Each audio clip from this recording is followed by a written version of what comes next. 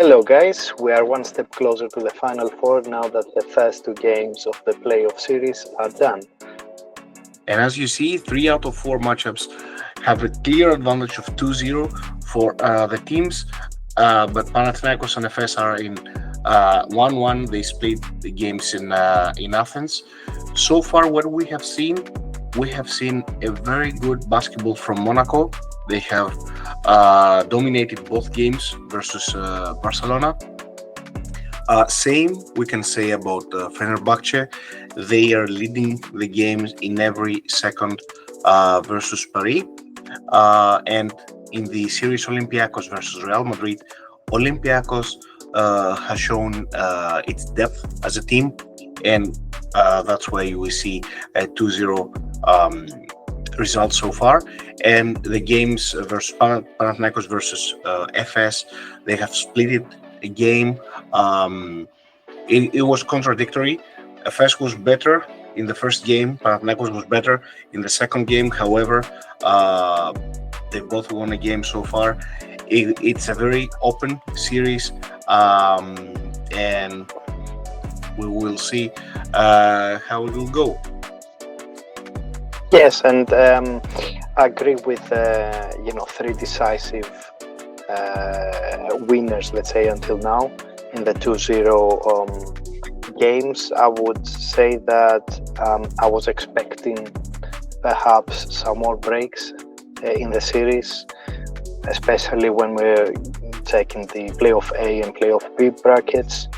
But yes, Real and parts of both, I think they were not playing very well. On the other hand, I have to give props to Fenerbahce.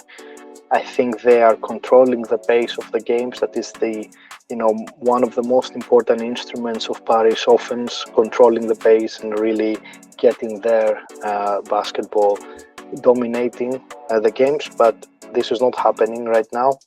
So perhaps we have the first sweep on the next fixtures. So with that said, let's go and have a check on which players dominated the first two games, and which players have lost the most value in these two games. And we're talking about players more than 10 credits, so let's say the alpha dogs in the league. So obviously here we have Poirier, Vezenkov, Larkin. All of them had a pair of amazing games. Poirier seems to be unstoppable versus Panathinaikos centers, but they are missing Lesort. So clear advantage there for FS. Larkin reminds us, what an exceptional player he is, and he's back to great form. And Vezenkov, of course, one of the most efficient players in the league. The first game was also great for everyone that had him as a captain, and playoffs or not, he continues to be, the first choice if you want efficiency and PIR. In terms of the downside, you see players that they all have positive fantasy points on the first two games, but we believe all of these three players actually underperform versus the status they have on their name. MVP of the league, none. He had perhaps two mediocre games, and we have to give props to FS for great defense. And on the other hand, Musa is not performing like right now, and Real, they desperately need him to be on his good performances in Madrid. And finally, Tavares, if he can protect himself from early fouls, perhaps we see a good chance now that he's almost a credit cheaper for a player to have a great rebound to the next game. Any comments on that, Konstantinos? No, I agree. If for Tavares, as you mentioned, if he stays out of foul trouble, he can be the dominant big that he is. On the apps, as you see, again, big names. I think Poirier is clearly taking advantage that Panathinaikos doesn't have the depth at the center position. Vezenkov is, the usual Vezenkov. And Larkin is amazing, and we'll have to wait to see more, definitely from Nan and Musa. And let's see how we did on this first week of playoffs. Yeah. And as you see on round 37, we got 160.3 fantasy points. We gained 0.2 credits. We have to highlight the performance of Vazenkov as a captain with 51.15 fantasy points. Thais 25.3, Shorts 21, and a big boost from the coach. Coach Berjokas gave us 20 fantasy points. And for that reason, in round 38, as you see, we stayed with Coach Berjokas. We managed to get in total 146.3 fantasy points with 0.1 credits gain. Big boost from Poirier, 25.3, and Larkin, 29.7 points. As you see, these two players were the newcomers from round 37. Vazenkov was our captain, but he didn't have that game that we expected to have. However, we got a boost from Biberovic with 23.10 fantasy points, and Coach Berjokas again gave us 10. So not much from Juan Chorna Gomez in round 38. Overall, we are satisfied considering the fact that this is playoff. So 146.3 is good amount of fantasy points to get for a round. Any comments, Bill, about the teams? I mean, yes, Vazenkov as a captain, the difference between game 1 and game 2 is 20 points, so that's the difference.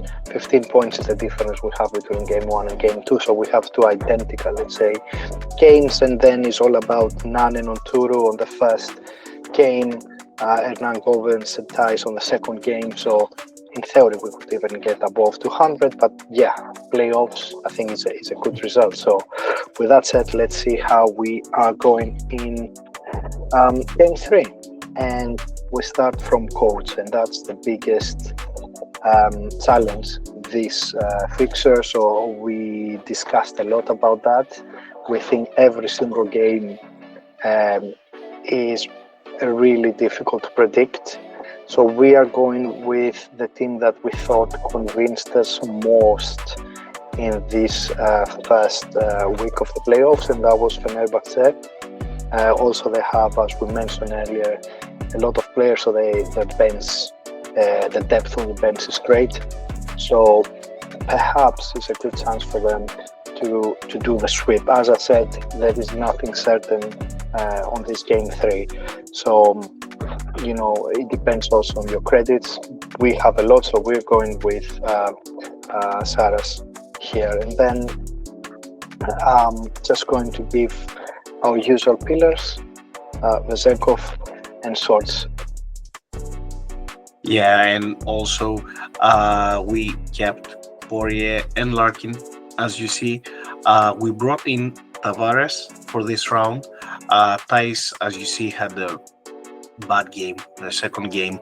Jaite was amazing in that game, by the way. So we wanted to bring Tavares because, as Bill mentioned earlier, we believe if he can be dominant, then Real Madrid is a totally different team on the court, and it's about time that he shows up and he has this dominant game in game 3. Also, as you see, we kept Hayes Davis and Ouattara, and then we brought in Papa Petru. He, as you see now, he's injured, but the last update we have is that he will play. He will be in the squad for game 3. And then we brought back Para. He had a good second game versus Monaco. Barcelona will need his rebounding and scoring as well in order to get the W. And last, you see Tarpe, the last guard. He had a good game 1. I think in game 2 he was on the plus side again. He's the filler of the team. We don't expect him to get that many fantasy points, but he definitely gets the minutes, and with 4.3 credits, I think, or 4.2 is a good choice for the team. And in terms of captains, we're going for Vezenkov on turn 1, and that's mainly due to the efficiency he has. And on turn 2, we're still not convinced on which one should be, but we are between Poirier and Larkin, the two FS players. But we hope we don't have to get into that dilemma. So hopefully Vezenkov will come with a score, similar to the game 1. Yeah, that's true. Let us know about your teams, your questions that you have, your dilemmas as well, and for the coach. Please subscribe and follow us and enjoy Euroleague. Yes, thank you guys for watching, and as we say, you can also find us on Real Hoopers Hub.